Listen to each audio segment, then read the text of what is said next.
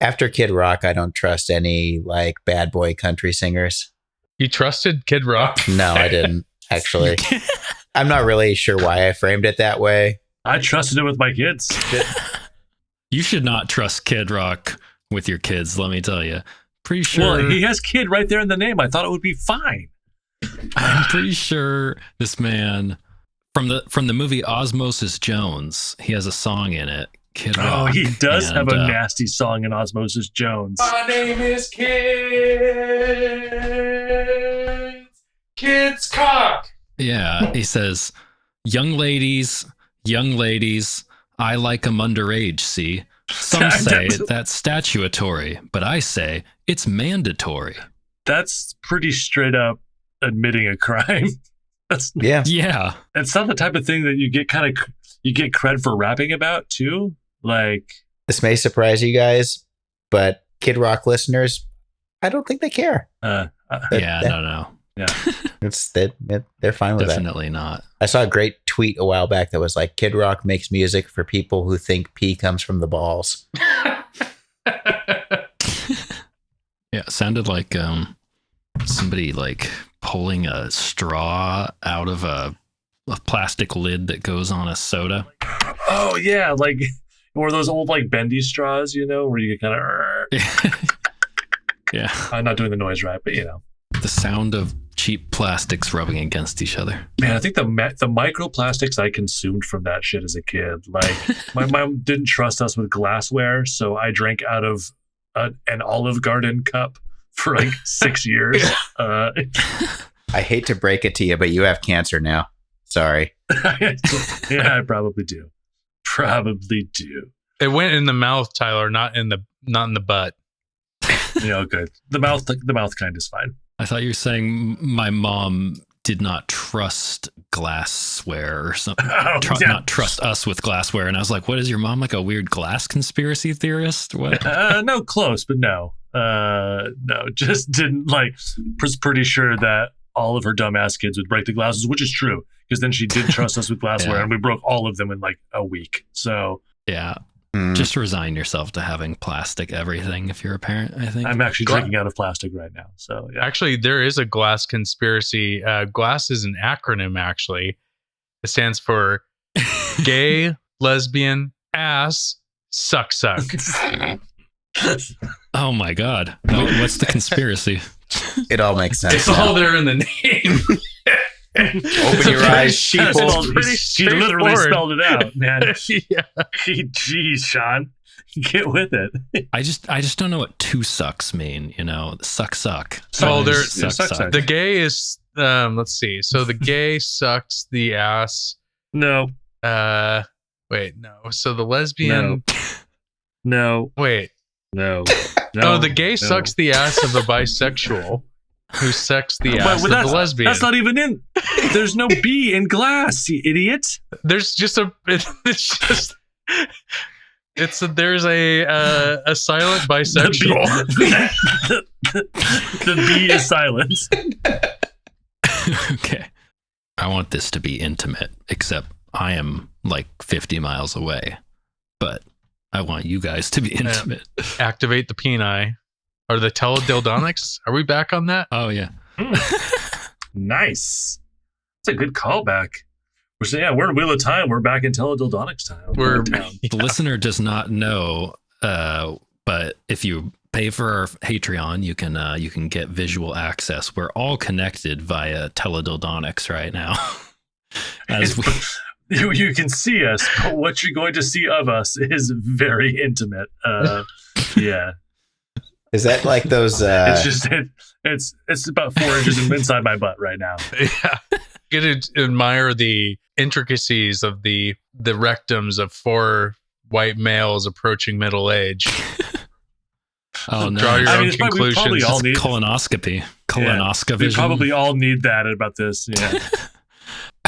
I'm what I picture though for teledildonics like this is we've all got like when Luke is in the Bacta tank recovering after he gets mauled by the Yeti. Yep. And he's wearing big ol' diapers, like robotic underwear. Yeah, robotic diaper in a floating tank. We're all wearing big old robotic diapers right now, connected to all the right spots. Yes. Yeah. So Just imagine that. just follow us on Or Twitch for all that coverage. Yep. Patreon. Yeah. It's like Okay. Chatterbait, like cam models, but like way upgraded. Okay, I want to get the fuck off this conversation. I'm going to start the intro. Roger that.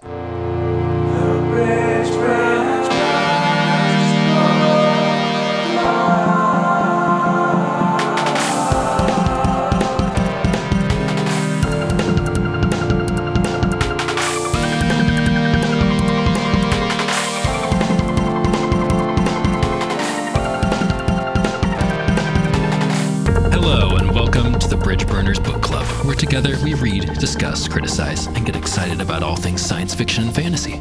I'm your host, Sean, and with me is my co-host, Tyler. That's me. And our co-host, Ben.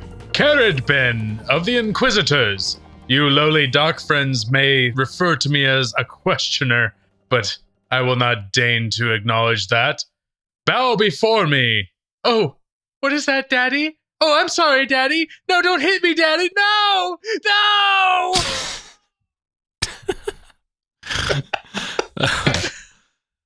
We're excited to have you along with us each week as we take a journey together through the books we love. Also, There's one more thing. We have another co-host today. Who is it? Hello. Only person, it's a returning guest. It's the only person that could possibly be a returning guest. It's Denny. Hey! Hello, fellas. I don't have a long-winded introduction like Caravan, but I'll work on one for next time if you'll have me back. If I don't mess this up. Oh, geez. Yeah, we'll punch that up for you next time. We'll spend a lot of time on it. I think we should have like a musical sting whenever Denny like enters the room. Oh, like a James Bond theme kind of thing. Yeah. It's Denny. There you go. Yeah. Just use that. Okay. I'll take it. Well, anyways, we're glad to welcome Denny back to the show. I felt like this would be the perfect opportunity, being that he has actually been following along with the book so far and is caught up with where we're at. And it's the first episode. He caught of the up. new He book. basically opened the book and was caught up with us. That's true, but that's one long prologue, so it's no small feat. Well, I mean, to be fair, I have been reading the other books up to this point. Yeah, like I said, back to Wheel of Time. I think one interesting thing to note here right at the beginning is that this will probably be coming out like mid-February at some point, and then in late March, they will be releasing the new season of Wheel of Time, TV show, and it will be matching up with exactly where we're at in the books, and we'll probably like finish that out right about the same time that the season finishes out. So how long does it probably be doing some show related content? What's that? How long in time, like how many months does it usually take us to do a book? Like 4 months? 3? Yeah. 3 or 4? Yeah, about 4 months, and it's about 2 months or so for the show. Also, you have to forgive my noob question here, just because I don't think I have watched the show, but not as it came out. Do they not like binge all the episodes out at once, and you have to sort of watch each week as the new one comes out? Yeah, it's one at a time, or maybe they like release the first 2 at once, and then one at a time after that. Old school. A fancy boy. Yeah, which I actually enjoy. Like, it's sometimes you're like, I want to know what happened, but I kind of like having, something to look forward to each week to like, oh, it's the next chapter in my book or whatever. It's like, it's episodic content used to be a fun thing. I agree. I sort of prefer it these days, being an old with kids. Like, I don't really have time to binge like a massive season like in an afternoon or whatever. So like I have an hour or so a few nights a week. And so it's kind of nice to have something I can maintain interest in for more than a single day. Yeah, and not have it be spoiled instantly every time you go on the internet because everyone else is at the same pace that you are. Yeah. Wheel of Time. It's coming. It's going to be fun. We're starting this book. Unless you guys had anything you wanted to talk about, I'm just ready to get right into Wheel of Time. Let's do it. Let's fucking do it, man. Yeah. It's been too long. What's your favorite book, guys? Infinite jest. My taint is aching. Just general stuff. I mean, we have read the first 3 chapters, or I guess prologue and first 2 chapters, but even then, do you guys have we talked about predictions for this book? Let's say starting based on what we've read just out of these 3 in general, does this feel different to you than the books before it at all? Or is it more of the same? How are you feeling in that way? Well, there's no such thing as a beginning, Sean. There's or an end. There are beginnings.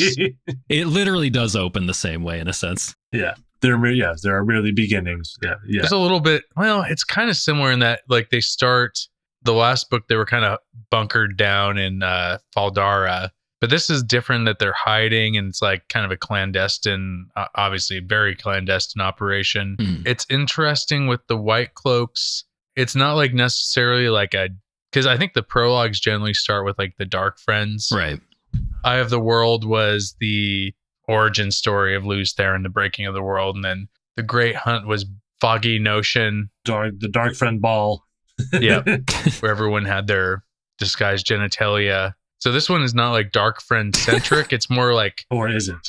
Ironically, the Whitecloaks are more of the gray force, in that they're obviously working against Rand, but they're not, other than Carradine that we know of. They're not evil. They're just a nuisance. Yeah. And so you're kind of starting in more of a neutral-ish perspective, kind of, as far as talking about the dark and light, the very black and white we've had primarily as focus up to this point. Yeah. I like the shift where it's kind of the one big shift where he kind of comes out of the tent and they're hailing him as the Dragon Reborn. And I think that's the second chapter in here. That felt cool. I'm oh, this is different. Rand is a different person now because of the stuff of her last book. And I did enjoy that. That felt, but yeah, I mean, I don't like the Whitecloaks in general, and I'm not super interested in their no, they suck. Internal, all that to say they suck. Just seem like they're shitties. Yeah. So yeah, but I think the prologue is pretty good. Yeah, that's all I have to say on a bigger structural level, because I am taint hungry. I ache for this idea. Rand comes out of the tent wearing reading glasses to show that time had passed. He's grown a mustache. They never talk about these boys shaving or them having facial hair, which I think is a little weird. Actually, they do. Perrin says he's been shaving to look older. Oh yeah, that is true. I'm sure he's got peach fuzz or something. I was growing a pretty solid mutton chops at 18 and 19. I had sideburns for sure. I'm rocking the 90s version of the book, with the 80s art, and I picture him just like that, Oh, is he wearing the cool vest? This one, he's got a white doublet thing with fancy frills and shit, and he's holding his arm up with the sword above it. And Perrin has the sexy fur vest. Yeah. But yeah, I always picture him as being that sort of muscular 80s style, that art that was on every pulpy paperback fantasy book from the 80s and the 90s. Jordan's oh fuck, man, look at the detail on that cloak. Oh yeah, textiles. Oh, he's got double cuffs. That is even more fancy boy looking than I imagine. Mm-hmm. Well, we all know he's special. I really do like what Perrin's got in this artwork. I like that we're starting with the cover as well. That's a good tradition for us. I also have a map comment. Yeah. Okay. Ooh. Yeah. You guys want some map talk? Yeah. Let's get into map talk. Yeah. Also, there's some good quotes too in mine as well from of press buzz that I think is ridiculous. Is it just the same map as the two? The same map as the other 2 books. I had the same thought. I wasn't sure if it seems like there's a little more detail. Okay. It's the same drawing. Well, wait. I have two maps in my book. I've got a full color one on the inside cover, but it doesn't have the full detail on it. And then I've got the black and white one where you can actually read all the words. Yeah, I've got the black and white one. Do you guys have that little sigil, little in the top left, the wheel of time, with the yin and the yang, and a sword running through a French horn? I think that's supposed to be that's the horn of Valir. Oh, the horn of Valir. I'm stupid. Yeah. Yeah, I'm but we've stupid. established how stupid it is that it's a French horn. Come on. Yeah, it was the chapter header image in one of the end ones in The Great Hunt. Yeah. Oh, that's right. I always yeah. pictured it as being like, one of those big old like. Flugelhorn. Oh no, I was thinking like a like a Viking horn, like a animal horn that's been like hollowed out. What's the Roshar is the exactly. Israeli one? Shofar. A shofar. Shofar, yeah. I was picturing. Never mind. Now I've now completely lost the track of that joke I was about to say about the horn. So we're all good. We're done. Talk is horn over. talk is over. Was there any good quotes on the front of this book? Oh, and the Chicago Sun-Times calls the Dragon Reborn large and splendid, which is something I want to be called. I'm a large, splendid boy. I did just want to say also, like, I do feel like we haven't got too far into the book yet to really tell, but it seems like there's a different air about the way that Rand is written, or just like everyone is written, kind of like, I shave now is a thing we got to know. Like, yeah, time is passing, they're getting older, but like feels more like they're established characters, I guess, to me. Like, it seems like maybe Robert Jordan's going to spend a little less time rehashing the same like basic character development stuff that he has been for the first two books. I didn't catch a single Tam is my father. Tam is not my father. Oh my God, Tam in this entire. Yeah. We made it 2 chapters in or 3 chapters in without that. So yeah. I'm hopeful for that. We've exchanged the notes about Tam and Rand's father for the Dark One's taint, and we're going to hear about it endlessly from now on. Good. Can't wait. I think you're right that he's not going to have to recharacterize everyone, except, when Nynaeve makes an appearance, it's going to be in a fucking tornado of braid tugging and like rolling pin bashing. Yep. Like a 50s cartoon. Oh, I can't wait. I kind of like almost forgot about Nynaeve at the start of this book here. Oh yeah, those chicks. chicks. Yeah. All right. Well, let's. Do you guys want to jump into the chapter summary? I think we should definitely jump into the chapters. So let's get going. Prologue. Fortress of the Light. The Lord Captain Commander of the Children of the Light, Pedron Nile, entertains 3 visitors in turn. Child Bayar, Head Inquisitor Caridin, and Padden Fane wearing a fake mustache. The men bring news of false dragons, Shan-Chan, Rand al'Thor, and all-out war.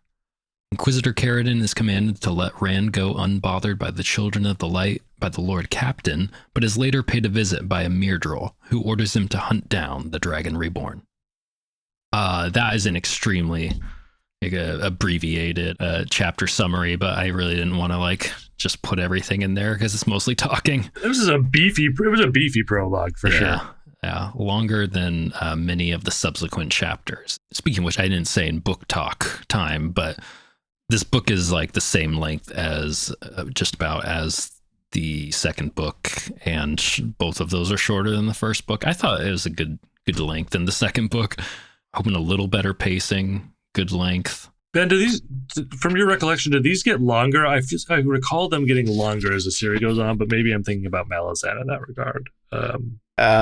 They sort of do. I feel like 700 pages. Yeah, 700's right at perfect for this. Yeah, then that's book talk. Did you say chapter chat? Well, no, book talk is when we're talking all about the book. Chapter chat is about. Now it's chapter chat. Now we're talking about the font. I will say that the prologue was sort of interesting to get an inside look at the Whitecloaks, even though they're sort of lame and annoying, and it was sort of filled with politics. But good to get a little bit of a different narrative POV for a change. Yeah, I do enjoy that quite a bit when you just get something totally different in Wheel of Time. That usually makes me like a chapter more just based on that. It should jump around even more than it does, I think. It's not Malazan where it's like a whole new race of people and like a new continent with like a new religion. It's like they speak pig Latin and like we'll see you in 3 books. Goodbye. I also like so basically we get Pedron Nile, the leader. I think this is the first time we've seen him in the books. He's the Lord Commander, Captain, whatever, of the Children of Light. And he is visited by a few people in a row here. And the first one is basically leaving off from the last book. We had Child Bayar, who was commanded by Dane's daddy. What's his name? Jeffrem told him to go back and, well, give news to his son of his death and also to report, what happened to the Lord Captain. But witness me! There's some weird stuff going on with as we see through like his interactions with these three different people. I wrote this in the chapter summary, and I hope you guys agree that we got Carradine, who's the leader of the Torturers, obviously, or the Inquisitors, and then you have basically Padden Fane, but doesn't say. Yes, that's what I got as well. It's totally him. Yeah, one of the many faces of Padden, one of the many Fanes, with his very notable nose, as it's always described. Yeah, I think he leads the books in being talked about, from a perspective where the people don't know that it's him. We, as the reader, all we got to do is look for the description of a nose, and he's like the only character that Robert Jordan really emphasized that nose on. It's reminiscent of hummus and couscous. Oh my god. Which kind of couscous? The white puffy one? The big one. Okay. Well, okay. Yeah, but I do not remember Padden Fane being this integral to the story this late into we're only 3 out of 17,000 books, but I just don't remember him hanging around so much. Speaking of which, y'all never. I had prepared. Well, sort of mentally thought about like an explanation of or exposition of my history with this series. Since last time I was on the show, it was just for the short story we read. But I only got to about book 8 in this series. I think book 8 or 9, something like that, and then it just sort of lost steam on it. But I'm a little disappointed to hear that. To be fair, I don't really recall what Padden Fane does after this point, but the character is sort of compelling in that, he's like worse than a dark friend. He's got like, this taint of Shadar Logoth, and whatever that dude was that lived there. Mordrin. Maybe feels like a missed more death. Yeah. It maybe feels like a missed opportunity to, not have this sort of other evil play a bigger role in the story. And maybe I'm wrong. I'm kind of interested to see. I think that evil plays the part more in Matt's story. it's the same evil, just different person. Oh, yeah, that's a good point. And I feel like the Forsaken come in a lot more. Yeah, the Forsaken, are going to be huge, but I forgot that Padden Fane, like I said, was that this involved this deep into the narrative. So it's all kind of a surprise for me. I think the big problem is that we talked about this with the last book, but at the end of the last book, after it built all that stuff up with him, with Rand, like wanting to go after him or meet him at Toman Head or whatever, like nothing happened and he disappeared. Yeah, that was weird. Like completely anticlimactic. I don't know what was going on there, after screaming about meeting Grant on Toman Head for many interludes. We didn't actually get that, and I don't know if we actually talked about this in the finale episode. But isn't it just kind of a weird choice, just big to have the Shanshan be so big in the second book in the series? Like it's all the setup about fighting the Dark One, and then you kind of just have these other people coming in from overseas, just like that early on in the series.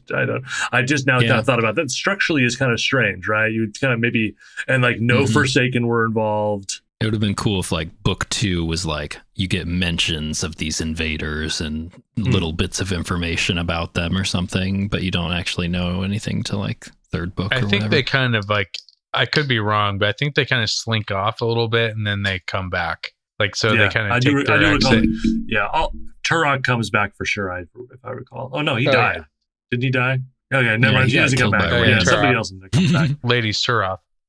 I wonder, did they Forsaken know that they had the Horn of Valir going into all of that? I don't think so. It was just like a Age of Legends artifact.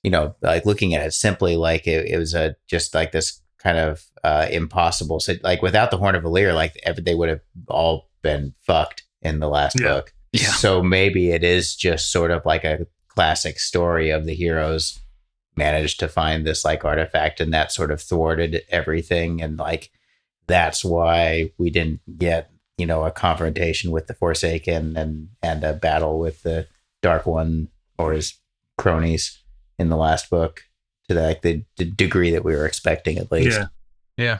It is kind of an interesting thought that like, just by Rand just kind of being there, he does like stop like an entire culture and like a cultural invasion, like this huge thing, and he just kind of like, oops, we blew this horn in this one spot, which is kind of, I think, is kind of Robert Jordan's whole thing with Taverin is like they're just here to do these things. Oh, and by the way, this book is dedicated to his dad, James Oliver Rigney Sr., which reveals the fact that Robert Jordan's name is actually James Oliver Rigney Jr., and Robert Jordan is just his pen name, and that's it. That's all I wanted to say about the book dedication. Let's talk about the actual goings on here. I feel like this Pedron Neal guy, and as we're kind of getting into this, because this is all from like Pedron, or I say just Neil because I'm boring, but I'm sure it's Pedron Neal. He's the kind of, we've never seen him before. He's the Lord Commander or Lord Captain Commander of the Children of the Light, right? And then he's been getting he's getting the report, and I think he's kind of a bland character. I just feel like I didn't really get a good view of like what this guy actually kind of cares about. Yeah. I liked how we had Child Bayar, whose flesh has been boiled from his skin. And then you have Pedron Neal, whose skin is taut and burst, like is gaunt. It's like different angles of the same shape. They're all a bunch of like real thin, like old white dudes, like bony, like just medium to old white dudes, but also ripped. Got also six pack for sure. I did appreciate that Robert Jordan did a little bit of the sort of show but don't tell a little bit here with Pedro Neal, though, like where he talks about like his furnishings and like just sort of like, I mean, he sort of buries it into the ground too, but you get like ideas about his character through like the fact that, he's completely unadorned and he doesn't sit on a cushion and, all these like little details, which was sort of nice, I guess. But I agree, you don't really get much about his character. He says that that as the Lord Captain, you bring to your chambers what you had before you became the Lord Captain. So it suggests that, he doesn't come from money or anything. So I do want to know like what his background is, because I do get the sense from the Children of the Light that it seems like they have some sort of nobility or like noblemen in their ranks, or just like they act like them based on the power that they hold in society. It's like, and I'm sure the aristocracy is sending their kids to go join the Whitecloaks, and it talks about the gold sunburst on the floor that's been worn away and replaced, which no, gold actually doesn't wear away. That's kind of why that would not happen. It's cool. So like, he's in this, he has all this sparse stuff, but like there's all this stuff around him that kind of reminders of the wealth of the order, probably like I'm listening to a book about the Templar Knights, and it's giving me Templar vibes. Yeah, that's what I've always got from them. Is this Templar talk? Templar talk. Also, though, I think, Ben, you said that, or someone said that it was it felt like this guy doesn't have that much of like a personality, or you can't really get like much of a sense for what his motivations are and everything. But like, also it's weird that he's paired up against Child Bayar at the beginning here. He's like, I don't know about Bayar so far. I like want to like him as some kind of villain or like nemesis, I guess, for Perrin. He's not really even like a villain. He's just kind of like a simpleton, like a weapon you point at things. Well, that's his thing. He does seem very stupid, I guess. He doesn't have a personality. His personality is point me at something and I'll be aggressive towards it. But he's been pointed somehow at Perrin. He like very specifically, because he saw Perrin like during the fighting in Falm or whatever. I think if I remember right, he like saw him in there somewhere and decided that because he had seen him before and he knew he was involved with something. Well, Perrin killed two of their guys in somewhere in the first book. And then him and Egwene escaped from the camp after being questioned by Bayar and stuff. So like, it just seems like still not enough to like Make him be like, Yeah, Perrin is the one. who like brought this, like he's like, and he's the mastermind behind all of it. He's the Professor Moriarty of the Dark Friend world. This blacksmith who like killed some guys and ran away. Like, yeah. I mean, it's got to be kind of wild to like have this dude show up like probably 1,000 miles away that there's no reason for Bayar or any of those guys to think that they'd be connected to what was going on in Falm. Yeah. So he's probably the fact that he saw him again is like, oh shit, this guy is like, there's something going on. It's all connected, man. Yeah. He's part of Glass, which if you remember is gay, lesbian, ass, suck. Yes. Suck. Yes. Did you guys now you can't cut that joke out, Sean. It's tied in. Well, it's exposition. It's canon. Yeah, it's gonna be weird. I'll have to cut it in because it was before our intro. But they talk about a few things here. Bayar kind of like reports some stuff to Bornhald. First of I guess two things. Maybe help me remember what the things are that Bayar shares with the Lord Captain. But also, I feel like if I remember right, during the conversation, it seems like Niall is like sort of he knows a lot of this stuff, and he's like getting Bayar's take on it, or like trying to like extract information from him through it, something like that. I feel like there's like a little manipulation in here. I don't remember exactly, but I think there's some sort of conflicting details with what he's heard probably from Carradine I guess he talks to Carradine after, but from Padden Fane. So he's trying to like see if there's any cracks in this story or anything like that. See who's lying. I bet he's probably trying to maybe test the veracity of Padden Fane's story. Yeah, okay, that would make sense. Yeah, we get the Padden Fane reveal later on. Yeah, that's true, because he's got a lot. This guy's got some whispers in his ear, man. He's got a lot of shit going on here. Too many information streams. This guy's like hooked into Twitter, and he just needs to get off. Yeah, and I mean, I guess we'll get to like exactly what Niall's motivations are. Dude, he's alt-right as fuck. Yeah, all these guys are. He's got that Proud Boys haircut. That was actually kind of one of the issues with the chapters. I don't really recall. It's been a long time since I've read this book, so I don't remember where it leads. But like, you sort of get it at the end of the prologue when Padden Fane is talking to him, and he's like, oh, well, you'll just, let the lion loose on the village, and then you can like, swoop in and tame the lion and be everyone's hero. And, everyone will remember your name forever, which, feels pretty like kind of shallow as a character motivation, but I don't know. I don't remember if there's like more to it than that. Yeah. He seems to be setting people up a lot. And like, that's kind of a stupid, I mean, he's way underestimating Rand, obviously. And so he's like, oh yeah, we'll just toy with him and then we'll just kill him when it best suits us. Yeah. He seems like he's getting manipulated, and he's not gonna like come out of this with a full understanding of everything. He's just gonna let everyone push him in different directions and try and get his wishes out of it. But I guess his main wish is that he becomes the hero, that he like says he like wants to stop the last battle. Yeah, it says it's like the whole world is stirring near a boil, which I think should be seething, not near a boil, not stirring. Well, actually, there's this one paragraph in here that says where all his plans were destroyed, the plans that would have secured his name among the children of light. Is that what he was doing, like against Tar-Valon and up in Carrion, like, or no, Andor, right, where they have the dudes outside the capital? Is that what they're talking about here? Is that like all that got screwed up? I think, but now, yeah. I think they were still going to try to conquer Amador, or not Amador, but wherever the Elmeth Plains. Eridomen and Terabon. Yeah, cool. So like on the which are kind of bordering their territory, right? They're trying to like do a power grab here in what is this southwest Westlands.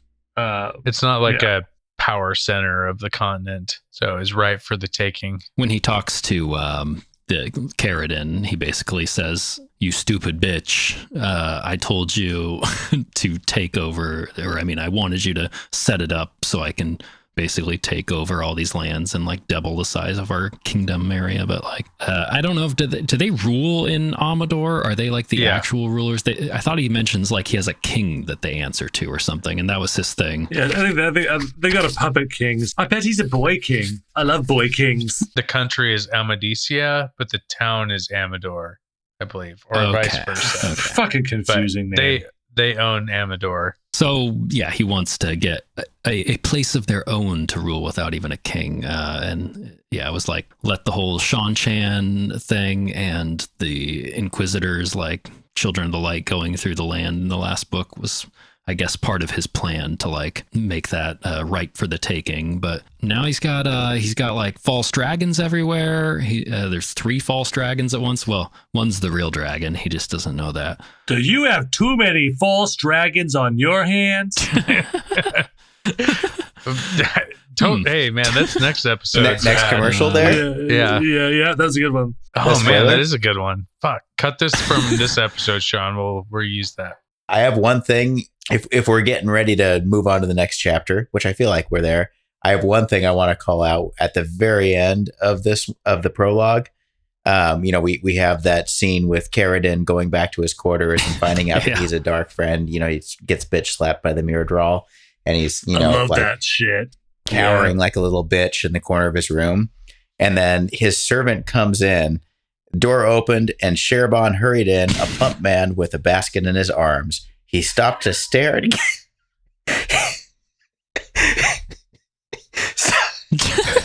Master. I'm going to try again. It is a really funny scene, though. The door opened and Sherbon hurried in, a plump man with a basket in his arms. He stopped to stare at Carradine. Master, are you all right? Forgive me for not being here, master, but I went to buy fruits for your... With his good hand, Carradine struck the basket from Sherbon's hands, sending withered winter apples rolling across the carpets, and backhanded the man across the face. Forgive me, master. It's such classic, like, it exemplifies the black and white of the way a lot of these characters are written. I mean, like, you have no reason to like this person at all. And like, just in case the fact that he was a dark friend didn't convince you. He also beats his servant. Watch his servant toddling in with a basket of apples. Like, it was so thoughtful, you know? He had these like apples for I've him. been picking these for a month. I wanted fruits for you, son. I sold my son for these, master. There's a Norman Rockwell painting of like a boss yelling at a guy, and then the guy yells at his wife, and then the wife yells at the kid, and then the kid yells at the cat. And it's all very cute, Norman Rockwell. But I was seeing this as like the dark friend, the Dark Lord yells at the Myrddraal. The Myrddraal yells at Carradine, and Carradine beats Sheridan. Oh man, it's crazy to me that scene exists with him first slapping that basket, with the fruit falling everywhere, but then immediately backhands him across the face, like just a interesting series of events. He's like, "Get that basket the fuck out of here, so that I can slap you." Fuck your apples and fuck you. It's a real 1-2 there. And then of course he wants his paper and his ink to send out those orders right away. But I did want to. That's the end of the chapter. I guess we kind of brushed over Padan Fain coming in, but his part is pretty short. A raggedy man showed up one day and rapidly made his way up to being the advisor. We've seen this shit before, Padan. I wanted to point that out. That is a little like the Whitecloaks are definitely not ones to like be open to outsiders, and they don't seem to be able to be sweet talked easily. And so that one's a little weird. They don't seem like they're into charity either. Yeah. Well, and with the Shan Chan, like, we didn't really know what happened. Like, they like the Shan Chan or Xian Chan. I always thought it was Xian Chan, but like, we just like their characters show up there, and Padan Fain's there. Like, we don't really know. Yeah. Like, you get a little bit from his POV chapter a little bit later on how he like when I slowly worked my way in, or however they put it. But this is the first time where like it's happening with like characters that we sort of know something about. And yeah, I agree. Feels sort of weird that he's just there. It seems sort of convenient. Kind of far away.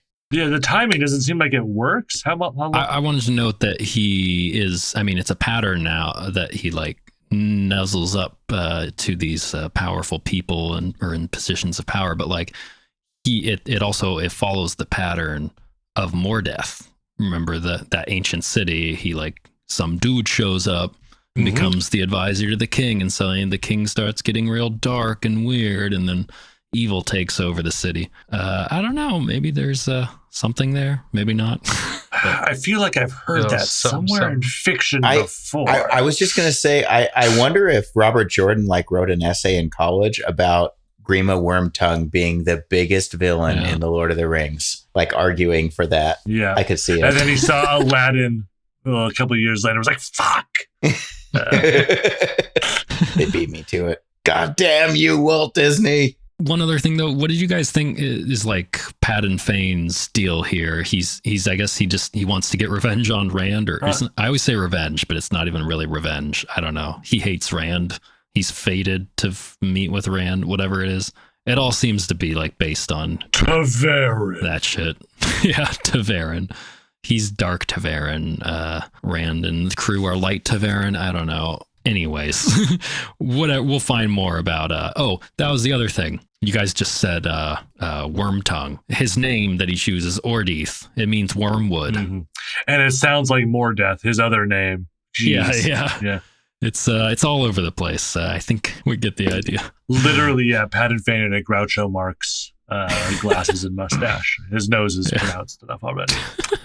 He just takes one pair off and his nose is still big and he's still got another pair of glasses, and just it's like a Russian doll Groucho Marx ensemble. Okay. You guys ready for that next chapter? Are you soft? Do you tolerate the taint? Do you whisper of lost glories while the shadow festers in the heart of your village? For the light. For the light. The Whitecloaks. We are the light's chosen. We are the steel against the encroaching darkness. We do not flinch. We do not falter. We purge the shadow wherever it hides, be it in the whispers of Aes Sedai or the twisted hearts of dark friends. Do you have the strength to stand against the tide? Do you have the courage to face the truth? The light's work is not for the faint of heart. It demands sacrifice. It demands unwavering faith. For the light. For the light. Join the children of the light. Purge the shadow. Embrace the light before it's too late. If you think you're a man of the light, join the Children of the Light. For more information, visit your nearest barracks or don't. The light will find you. Chapter 1. Waiting. Perrin sets watch with their Shinaran companions. It is cold, and he muses on his axe while he tries to block out the words of his wolf brethren. They wait yet another solo woman messenger, one of many over the months. They see a raven and shoot it as a precaution. Surprisingly, a member of the traveling people, Tuathan, emerges from the snowy backdrop and is soon confronted by the sentries. Massima accuses the traveling people of cowardice, but Uno points out that Massima would be too afraid to undertake the journey by himself. After some huffing and puffing on Perrin's part, they enter the camp. I'm trying to remember, do I have any things to say about this chapter? That's why I made my joke. It's kind of a cool setting. I mean, there's not much to learn, but it's a cool setting where they're in like the brush in the mountains, and then like walking through the stream, and it's good like geographic details. I'm really enjoying Robert Jordan's writing. Kind of his descriptions of stuff like nature specifically, I think has always been strong. I think he's a guy who likes to sit outside or like to sit outside and look at nature. I actually, we kind of joked about it before. I did actually enjoy. Do you guys remember if it did this in the last book where it starts out with the same beginning as it does in the first book? They all of them start like this. They all have the. Okay. Last time it ended actually. with the wind blowing in. Remember, it blows into Rand and it smells weird from the blight when he was doing the sword fighting thing. Yeah. It's always a wind coming from somewhere. The beginning of this, though, also, like, I like how, like you're saying, it's some cool nature and stuff, but also you're seeing as they're traveling through it, they encounter this woman out there, which, as we learn, is like one of many of these women who are coming to tell Moiraine news. I guess that's what we learn. I think she's just on whatever the lesbian version of Grindr is, and she's just like picking up dates wherever they travel. That's what's actually happening. But also, it's because they're guiding these women, and like, I like the idea that we start with Perrin as opposed to Rand, and Perrin is like on the outskirts he's with the cool dudes, he's with Massima and Uno and Ronald Reagan, and they're out there. Perrin automatically seems way cooler than he has been to me. Even he's like becoming just like another of the warrior dudes, and these are the cool guys. I feel like, I don't know if it's going to play out this way, but it seems like, Uno, Massima, and Ronald Reagan are like part of the core first followers of Rand kind of thing. And I don't know if that means they'll stick around for the rest of the books, but I hope so, because they're the apostles. I think we get all the way until Ronald Reagan's final decline into Alzheimer's. Book 12. Yeah. Oh, nice. Yeah. While he's president. Yeah. For now, he's just like, do you want a jelly bean? Perrin's like, no, I don't have candy anymore. I'm not a child.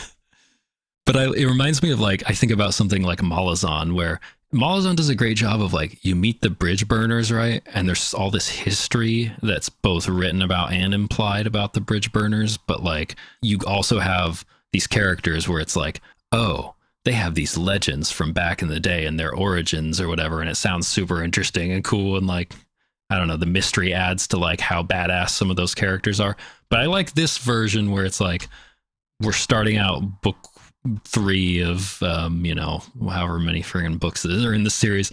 It has the opportunity to build characters like that from the beginning, to be like, oh, remember like way back when we first met that character, and now they're like Lord King Emperor of the Universe, Rand's main henchman. It's kind of like Dune is like that as well. Like, what if you got to see like Dassem Altor coming up from like being a corporal to whatever, I don't know.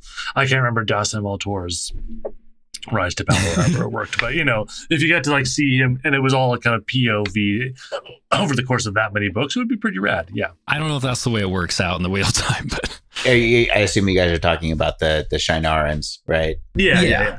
Umo and Massima, like what if they like in 10 books from now they're super leveled up and awesome and totally not dead. Yeah, I agree. There's a real interesting era of like I guess like trauma for all of these characters where they've like grown up on the borderlands. They've all been soldiers from like the beginning of their lives. Like you already have the feeling like they all have these sort of backstories of stuff that they could tell, and now they're in with the dragon. Like they're pretty compelling as a group of characters. Yeah, I have hope for where this could go, and I like that it's starting out this way.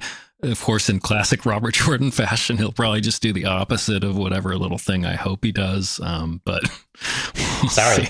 They're like the unfunny Three Stooges, Massima, Uno, and I guess Reagan now that what's his the three seriouses. The three stoics. I keep thinking Masamon Curry, one in Spanish, and Ronald Reagan.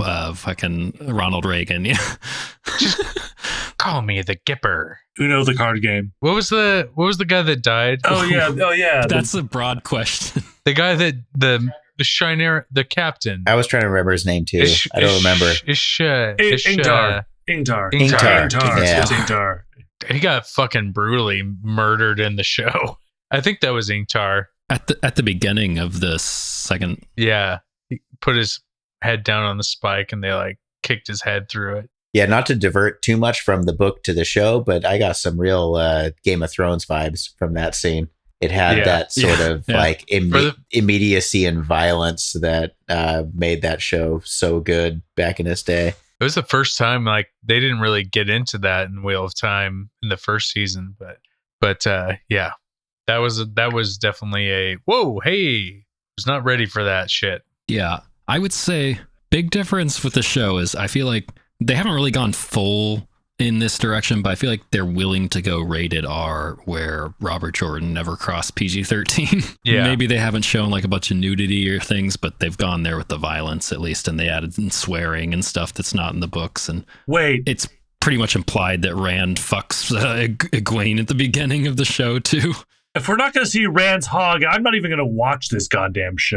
Yeah. The violence is great, but I would just cast that. I would just see all the tits. Let's see their tits. Well, and they changed Moraine's relationship with the Amerlin seat to being a romantic relationship, which was always framed as just being a close friendship in the books. That I like that development, because it's like that's realistic. Like, it's women that don't fuck dudes for the most part, other than the green Aja. They're going to be eating beef. Mm-hmm. Yeah. What else are you going to do? But also, one advertisement, second season, speaking of the violence ramping up, does open up with Rand's mom in labor on the mountain in the snow. Oh, I've seen that clip. It's badass. Yeah, that's pretty dope. Yeah. Oh, that was awesome. Killing Trollocs and then giving birth. Fucking murdering Trollocs as she's birthing a baby. Speaking of violence, we don't get any in these chapters. We just get talking and a tinker here, which other than Perrin shooting the bird. You just drop a hard T. Jesus, Sean. Yeah, sorry. They call them Romani now. I'm sorry. Uno does say a bloody tinker. That's racism, I think. And he also, Massima calls them useless cowards. Reagan's top knot waved as he shakes his head about it. Of course, Ronald Reagan would shake about those outsiders. I don't think in this book, in this series, it's racism. It's more outfitism. Right. You wore a green tunic. Those colors totally don't match. I find your pacifistic lifestyle very threatening.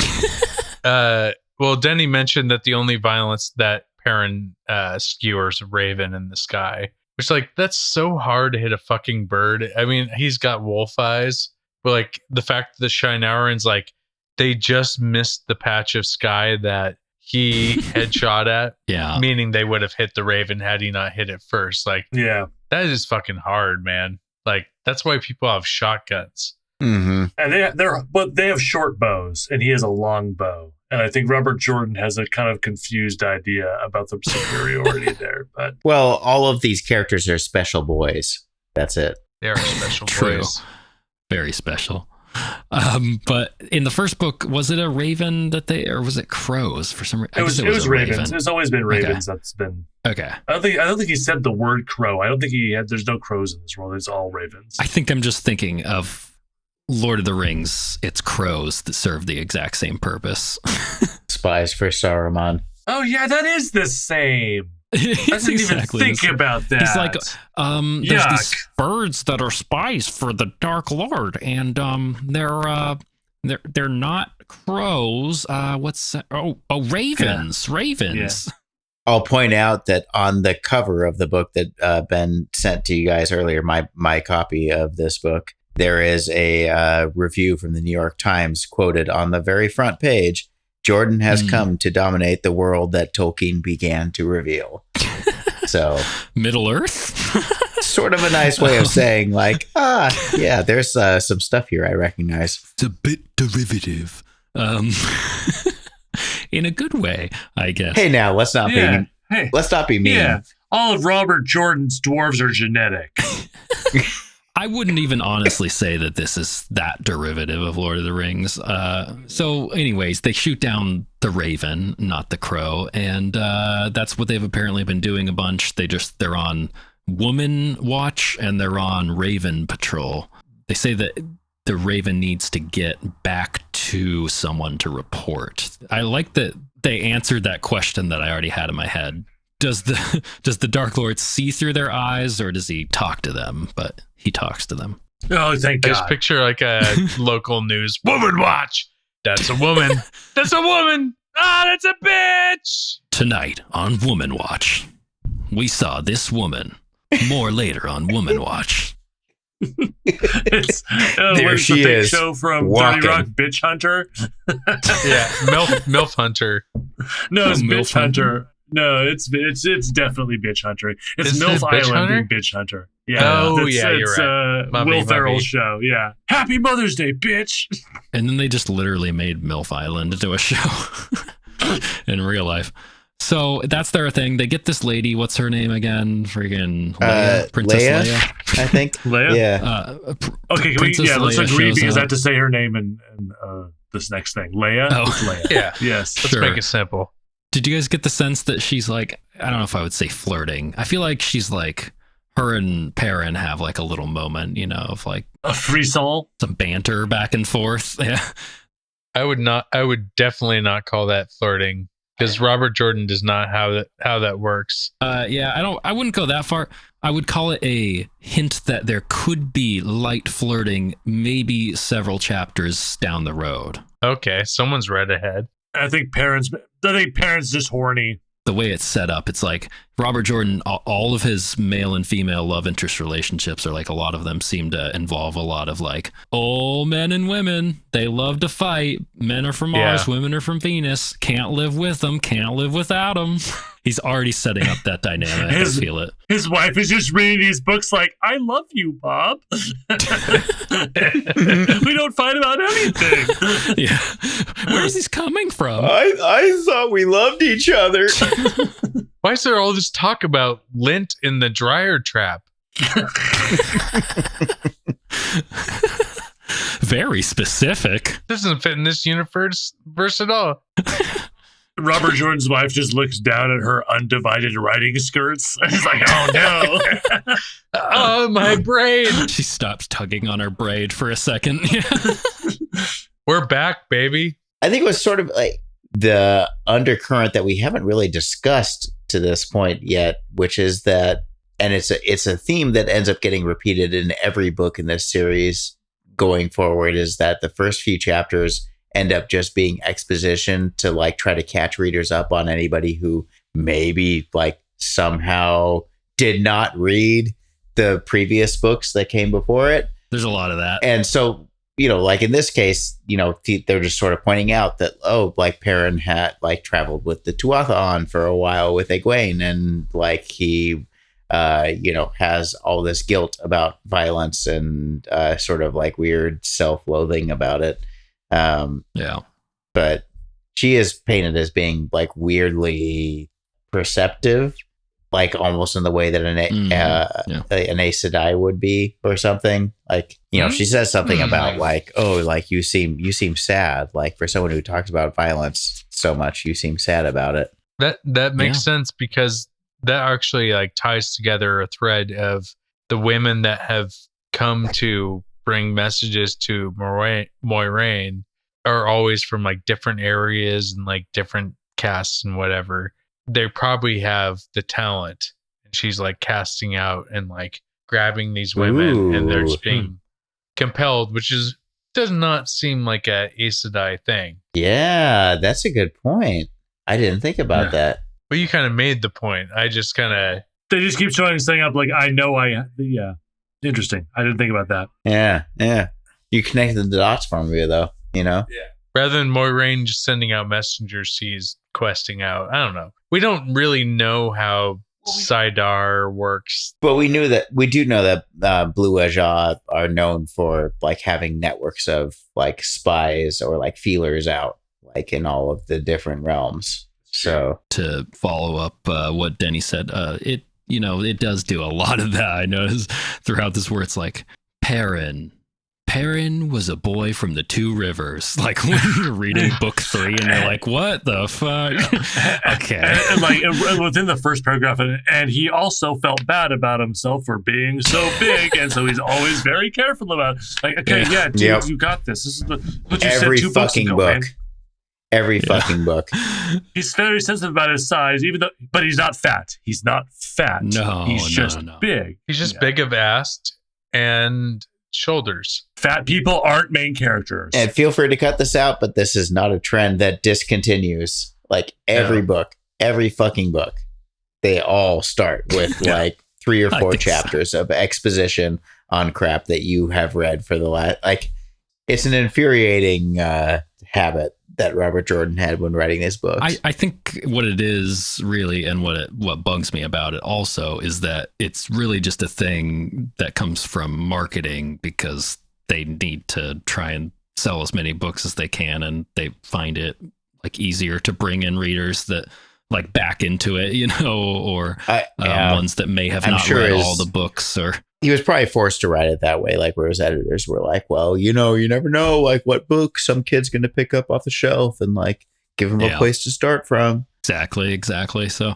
that's what bugs me about it too, though, is that it's not a writing choice. It's a choice from the production standpoint. If you start The Wheel of Time with the Dragon Reborn, you're a moron, and you need to not read this series. Or you're doing it wrong. I've started with the second book in a series like 3 times maybe in my life. You did it with the Baroque cycle, I believe, or one of those ones I recommended to you. You're like, I just read that out of order. Yeah. The only one I can think of is the Rebecca Roanhorse Navajo series thing, where I just picked it up and I'm like, oh, that looks cool. I'm like, man, they were really inferring a lot about what has happened up to this point. It's still, I mean, I don't think we've talked about it, but I've done this a few times in the course of a lifetime, where I've started with a book, past the first book. I've done that, and then I realize it after like a chapter or two usually, and then I'm like, oh, just to wrap up here, Princess Leia gets escorted to Rand's camp. Or at least we can pretty much imply, because it says welcome to the camp of the Dragon Reborn, which that's what Perrin says. So my buddy. He's just saying it now. But yeah, it is cool to, I love the way he chose to do this. I kind of said this before, but like start with Perrin outside the camp, bring him back into the camp, and he gets there, and it's like, oh, it's the camp of the dragon, who is just Rand. And it's like, it feels like he's going into like this war camp or something with like a general or a king or something. But no, it's just fucking Rand al'Thor. Yeah, it's just a fucking teenager with daddy issues. It's fine. Which makes me very curious to know how it characterizes Rand in this book as he gets more followers, and Rand is like not full of himself at all in his head as far as like being the dragon. He just wanted to like not have any of this weight put on him and this responsibility and everything. But he kind of fully accepted it at the end of last book. So we'll see how he deals with that throughout this book now. But let's move on to that next chapter. Sidene. Chapter 2, Sidene. Perrin accompanies the tinker woman Leia into the camp, where she is taken to meet with Moraine. He then talks with Min, and the seer woman reveals a sign of death that hovers over the tinker. Also, Loyal is there, still talking about Ta'Veren, plus he's writing a book. Rand emerges from the tent and is hailed by the Shenarians. That's how you pronounce that word. Rand emerges from the tent and is hailed by the Shenarians as the Dragon Reborn. Retreating to an even more secluded valley, Perrin and Rand talk, musing about Mat's trip to Tarvalin and their new identities and duties to the people now fighting in Rand's name. Rand starts to talk about Sidene and its call, how he can't control it, and how he's worried about what is to come. The ground begins to tremble. Rand releases a small earthquake as the power fills him and threatens to burn him to a crisp. Perrin tries unsuccessfully to get Rand to return to camp, and then heads back alone. This chapter, also, not a whole ton happens, which is classic first few chapters. This is some stuff. I like it. I'm now reading. Now that I've read my summary, how dare you say that, Sean? I mean, not a ton like physically happens. It's just talking. Tyler, you're great, and you're a special boy, and everything you've done has been perfect. Thank you, Ben. Thank you. That's exactly what I needed. You're right. Not a lot happens. It's more. I mean, like, we've seen Rand freak out about Sidene and blow some stuff up before. It's kind of old hat. Yeah. Although it was an interesting way that happens at the end, and it's like shows some advancement, I think, in the way that Rand's. He's power level 6 right now out of 1,000. But so he's getting up there. It seems the same thing going on where like he loves using the power, and he's like trying to fight it kind of, but also he's able to like get it under check, I guess, for the moment. Like a cocaine habit. Yeah. Something like that. So basically we learn immediately that, Moiraine's got a tent there. She shares with Lan, of course, and she's got a parade of women coming into it all the time. The way the chapter is set up does a good job of like establishing a bit of otherness around Rand. Like Rand is our main character in the story, but now we're like 80 pages in or wherever this chapter is and haven't had a point of view chapter from him. And we're also joining in the story after all the events of the last book. He's like painted on the sky and he's got like all these followers now. And he's proclaimed himself as the Dragon Reborn, sort of. And I actually kind of liked the way that this chapter ran from Perrin's point of view. And he's sort of like seeing his friend and trying to sort of parse out the things he remembers from his friend, but also seeing the ways that he's very different, I guess. I think the moment where he comes out of the tent and the Shannarians all just like kneel and like salute him, like really kind of drives home like, oh shit, this is way different. Like this is a different character fundamentally than who we saw in the first book. There is even a part though when Perrin says that he's not even sure if he's friends with Rand anymore. So it's still kind of continuing off some stuff from last book with that, and it is like with this even newer Rand here. It will be interesting to see where that goes. But before that, we've got Min. Basically, Perrin leads the Princess Leia to Moraine's tent and then meets Min outside. And I guess Min just chills with these people now. I think she's always been Moraine adjacent, I think. Yeah, so she knows where her paycheck's coming from now that she's lost her gig working for. What was her job at that inn? She was at that inn, hanging around dressed as a boy girl. We just say probably Min is caught up in #Taverin or whatever, and leave it at that. But I know I do think Moraine is her employer now. Yeah. Yes. Yeah. But she's like she sees the lady going in. She's like, the Tinker Woman is going to die. Which that bitch dead. Yeah. Wow. Okay. And poor Perrin, who, as I've predicted in like 4 chapters from now, is going to almost flirt with her. And, but maybe that adds to it. I don't know. He's going to try and save her. I feel like he kind of gets hot over like girls that maybe are going to die. Remember the whole thing with like, he was going to kill Egwene? Yeah. He really fantasized about it. Yeah, that was weird. A weird thing to put in a book, Robert Jordan. Yeah. Still kind of hung up on that. Yeah. What if I have to murder Egwene? Yeah, let's think about that for a while. As the series goes on, we kind of lose the Perrin POV, and that's not a bad thing. It's not that interesting. It kind of sucks. Honestly, Matt's POV isn't that interesting either. No. Well, we haven't had a single Matt POV ever. Matt's got fingerless gloves, so he's got something cooking up. And he's got something. I mean, and he's a gambler. Perrin's motivation is I just want to be a good boy, and that kind of only so far I can go with that. We get like this procession of introductions here too of characters. We get Loyal just kind of shows up. He's like, "Did somebody say Tuathon?" And then a laugh track plays in the sitcom that's going on here. Oh, big cheer and clap because Loyal showed up for the first time this season. He's looking hot too. He's got a high neck coat of dark brown wool and it flared at the knee of turned down boot tops.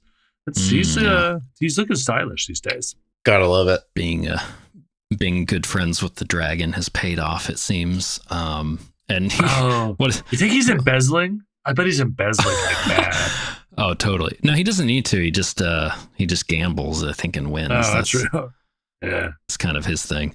But the Loyal, like, he talks about a little bit of stuff here, but I don't know. It's mostly just regular Loyal stuff, talking about Taverin and the pattern. And I underlined when he says Taverin Loyal began within like a page of him appearing on the stand. I'm like, oh, there we go. Yeah. Back on his bullshit.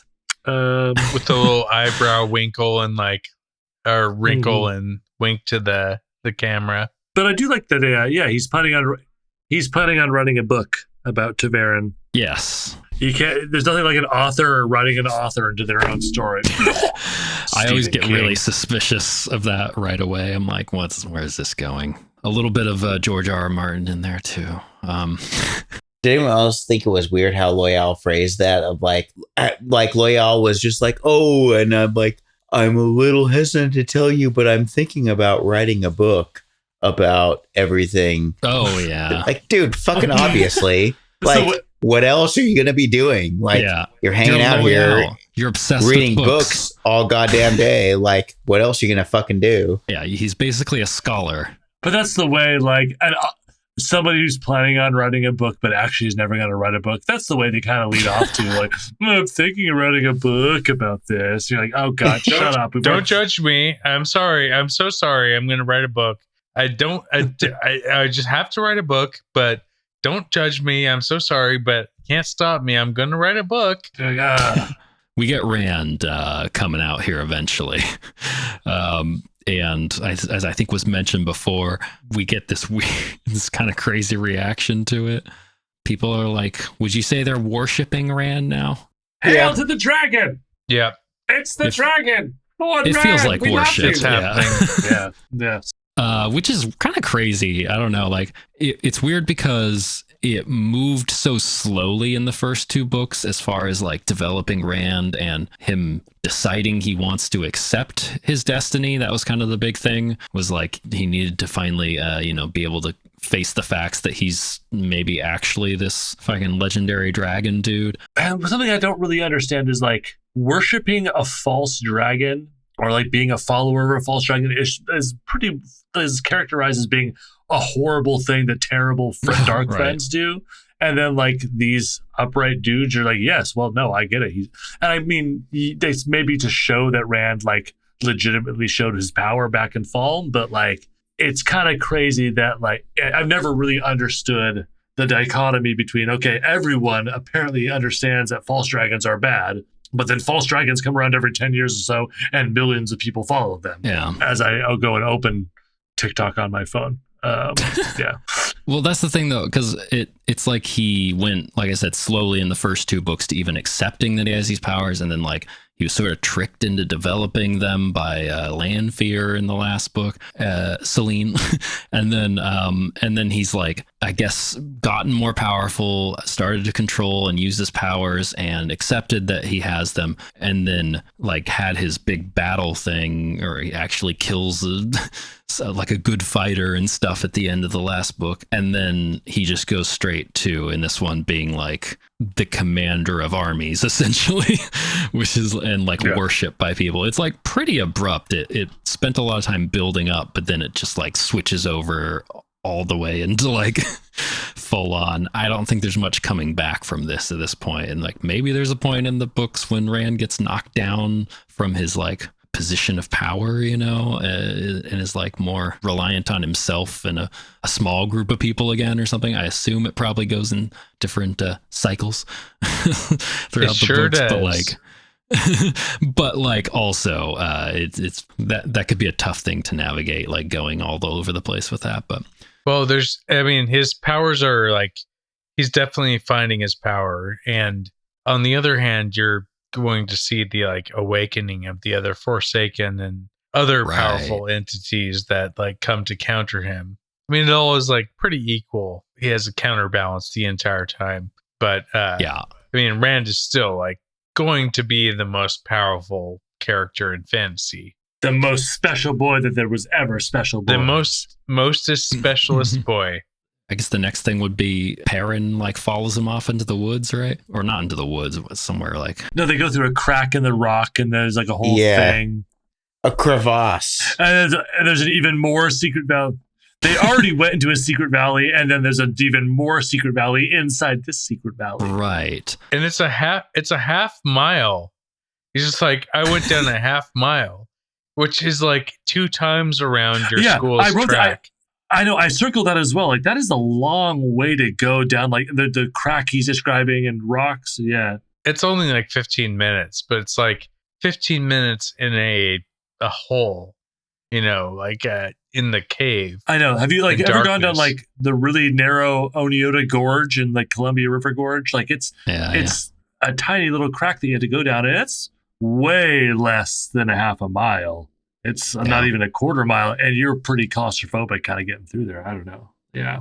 But Perrin follows Rand into his weird hideaway place, which makes sense that I think he would need something like this with the way things are going with these people worshiping him. The way it's described, though, one last thing. It does feel like Lord of the Rings to me. Like Lord of the Rings always has a like thematically appropriate, really dramatic landscape. It doesn't have to make sense, for like geographically. There is a gorge and a mountain because Aragorn needs there to be a really dramatic gorge at this point. Sure. No, it's all New Zealand. Didn't you know? Yeah. But Yes. Rand also Rand doesn't know that he's been followed. Rand did not move when Perrin's boot scraped up on stone, so I guess he doesn't hear him or doesn't notice or whatever, but he just starts talking out loud and says, like, he's quoting the Carathian cycle. There's this kind of mention of the herons about being marked multiple times, and it's like Rand worrying about the prophecy, I guess. It sort of mentions these herons that he has marked on him and stuff as if to, like, remind us that happened. I don't think he's worried about. I think he's worried that the prophecy fits him, but he's not worried about whether or not the prophecy applies to him. Like, it's reconciliation. He's finally decided that, like, okay, like it actually is me. And so, which is a fucking relief to me. Like, just like, stop me, stop. No, it's not. Oh, ouch, get off. I couldn't possibly be the dragon reborn. They're like, no, bitch. My father was Tam, and I come from the Two Rivers, where I was a shepherd, and I'm a shepherd boy, and I will always be a shepherd boy. Let's put that shit behind us. He's the dragon, and I'm sure that's not that clean. He's gonna be like, I don't think I'm dragon-ish, but not the dragon. I don't know. I'm sure we'll see some more of that. It's an improvement. It's kind of weird though. Like, so their conversation is like, "Oh well, you've been fighting with Moiraine a lot, huh?" And then he's like, "Well, it's better than what you do. You just do whatever she tells you." To Perrin, and then Perrin's like, "But you've stood up to her and nothing's happened." And then Rand says, "That's because she's right." But he just needs to argue with her because it says, "Or I'll burst like a rotted melon." It's the only way he can come. Yeah. So I guess the whole thing is that Rand is not, he actually agrees with Moiraine, and they're fighting for no reason except for that Rand is moody. Yeah, that's kind of what I got out of that. Yeah. Good job, John. Yeah, it reads that way. Yeah, he's like I'm upset about this, so I argue with Moiraine about this because I'm upset, and then she tells me again why we're doing the thing we're doing, and it makes sense. But I'm going to argue with her about it tomorrow too, because I'm just moody and upset. Yeah. And I'm the dragon. Yeah. I'm a grumpy dragon, though. That's why I felt like this is not that much happens. This is all scene setting, it's like, it's cool setup, but as far as discussion goes, it's like, okay, yep, we're back. Rand's still kind of annoyed with Moiraine for some reason, but it's like actually even defined as being not a very good reason in this one. He actually had some good reasons before, like the whole, like, her showing up in their village and kind of kidnapping them or whatever, and ruining their lives and taking them away from their families forever and all that stuff. But, it's fine. That's in the past. Now we're just, Moiraine's right, but I want to fight with her because that's what their dynamic is. And then Rand, like, starts, testing his power level Dragon Ball Z style. Oh, I've lost control. He goes, and then dust goes into the air. Some slight rumbling. What else was there? A trunk crashed down or something like that. A tree broke, Yeah, it's not incredibly exciting, but it is cool to see Rand like it feels like Rand is like ready to burst, where he really needs like a bad guy to unleash his power on or something. Like he's kind of bored as the dragon, I think. He needs the dragon some needs to tests. be against something. Yeah. I can feel the taint even before I touch it. Yeah, it's worrying for Perrin's sake. Like, I'm with Perrin now. Like, hey, bro, I got my own stuff right now. Are you cool? Yeah. My eyes are yellow. Okay, yeah, because in the last books, we were like, I don't know, it seemed like Matt and Perrin were being a little unfair to Rand sometimes. Just like, oh, Mr. wears the fancy robes now, even though it was like nothing to do with Rand and he didn't want it. And that kind of shit. I was a little tired of that shit, but this is like, okay, yeah, I'd be worried if I was Perrin too. Rand's like a nuclear bomb that is inhabited by the ghost of a moody teenager or something like that. Could go off at any time. But yeah, anything else to say about this chapter? No. I think that pretty much covers Supper's it. waiting. We haven't got any fun last chapter like little jokes, end of the chapter But jokes. Perrin turned and left him standing there. Yeah. No, not that No, did not laugh. No, welcome to the camp of the Dragon Reborn was a good way to send off that last one. Welcome to the dragon. That's what I thought you were going to start for a second. Yes. That's the music that's going to play in season 3 at the end of the first episode. When We have come and gaze. Fucking hope not. Can you imagine, like, so the first episode, like, we do the prologue and then we build up to when Perrin gets back to the camp, and then when Rand finally comes out of the tent after they've all just been talking about him all episode, just Rand appears only at the very end, and then music sting, and we get welcome to the jungle. It's going to be awesome. You said music Sting, and then I thought, like, wait, are you going to pivot to Sting here? Like, Oh, are we? actually, needle drop is the right way to say that. That's Dune, man. That's Dune. Yeah. But I don't know if I need to predict the next chapters. Hold on. Yeah, what do we got here? We got I say this every news time, from and the then we do it. plane. So I think news from the plane is really like, we just got to take a break and we get to news from Lake Woebegone. But in this, so Garrison Keillor just comes out The with his radio Norwegian voice. bachelor farmers and Exactly. Yeah.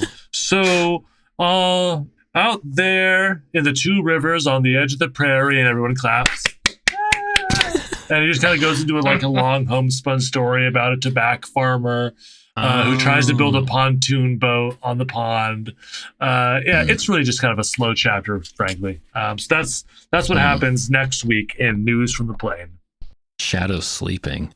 You know how we always get dreams where Rand would dream and the Dark One comes into his dreams? This time we get the Dark One's dreams and Rand is coming into them. And can we get it's the a Dark little- One like in like a really pointy hat, like a pointy old-fashioned sleep hat and a candle? Yeah. He's just kind of going to bed. Yeah. Yeah. He does the little snory sounds. honk shoe, yeah. honk shoe. Hawk shoo me. So that all happens. It turns out that the reason why the Dark One has been harassing Rand is actually because Rand has been unknowingly harassing him for years. And actually, it turns out that Rand is the evil aggressor in this relationship, and he's just unaware of it. That's the big twist there. The Dark One did nothing wrong. # the Dark One did nothing wrong. Ooh, bold. Balefare Very doesn't bold. melt still beams, right? Exactly. Anybody else? We only really need Nightmares Walking because we're not going to read The Hunt Begins. Rand wakes up and he's wearing just a wife beater and a pair of cargo shorts. Go on. And he realizes, I spent all this time detesting the outfit that Moiraine had forced me to wear. And I'm wearing a tank top. There's no sleeves. There's no herons. There's nothing. And what are these pockets for? I can't even, I could put a phone in them, but I could put that in a normal pocket. I can't put a knife or a water skin in these pockets. What are they even for? Did Rand time travel? No, it's just a nightmare. And so he's walking down the street, and then he like sees Balsamon, and he's like, "Oh, thank God! It's just one of those normal nightmares." And then he wakes up. Oh, I see. The nightmare was that he wore a wife beater and some cargo shorts. Yeah. I mean, look at this guy on the front of the book. Like, if that guy had to wear a tank top and a wife beater, he would just rather die. I mean, like, life would lose its meaning if you're wearing a wife beater. Sorry, a ribbed tank top, a ribbed male undershirt. That brings us to the end of another episode of the Bridgeburners Book Club. We would love it if you follow us on Instagram at Bridgeburners Book Club, on Twitter at BridgeburnersBC, and find us on YouTube at Bridgeburners Book Club, where we post full episodes, clips, and polls. If you would like to write in, shoot us an email at bridgeburnersbc@gmail.com with any comments, questions, or contentions, and maybe we'll read them on air. You can also join our Discord with the link in the episode description for discussions, questions, or to post your best memes. It really helps the show to grow if you give us a rating on Apple and Google Podcasts, so please consider helping. I'm the Sean Chan, and for my co-hosts, Ben Bowie and Tyler the Creator, thank you for listening, and we'll be back next week.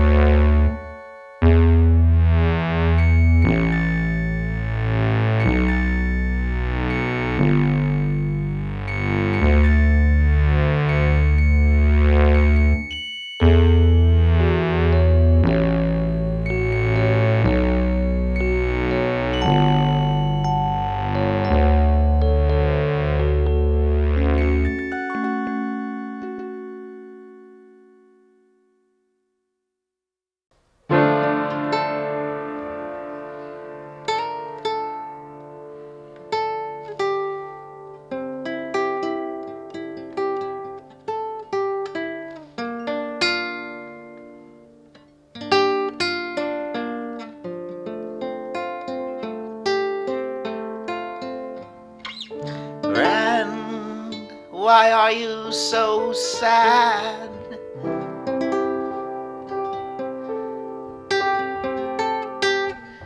Is it because Moraine is being a bitch again?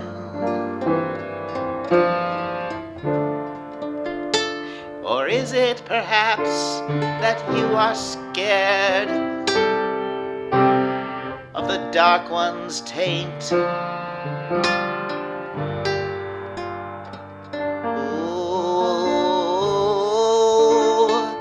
Dark One's taint. It's so scary and fraught with pubic hair. 'Tis a truly horrible place.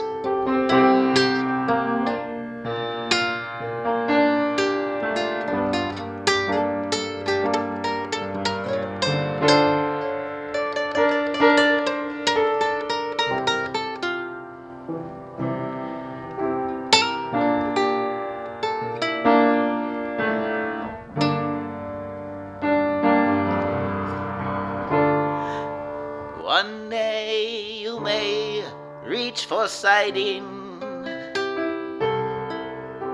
through the Dark One's taint and grasp at nothing.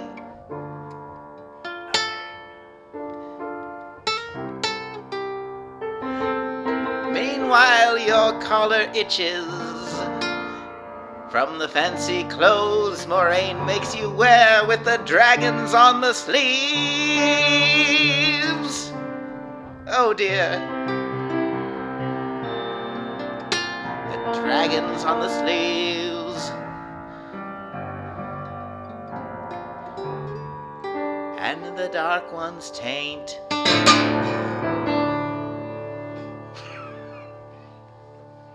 Do you remember that one song by the Frogs?